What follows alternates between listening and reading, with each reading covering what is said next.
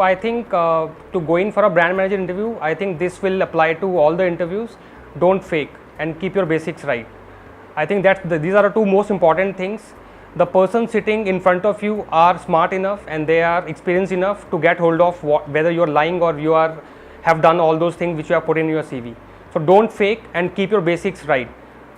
If I talk of the other things which are important for an interview per se, is one has to go through his the strengths of it. I think if I talk of the few more points when someone goes for a brand manager interview, is one should have gone through all his all the resume once before writing it down. One should talk about his strengths, and the person can lead the interview in any direction he wants to, because he right now is talking about his own point which he has done in the past. So he can lead the interview in any direction. You should talk about your strengths. You should talk about why you want to be a brand manager. You should talk about how your journey has been so far and why this leads to become a successful brand manager. One should talk about what strengths the company has and what strengths you have, and how they sort of complement each other.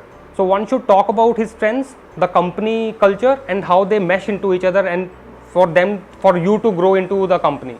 I think prior to your interview, you should pick those 3-4 things from your CV which are your strengths and which the initiatives which you have taken in the past, and how those initiatives and strengths have impacted the life of a consumer, because ultimately it's the consumer who has to benefit from your initiatives.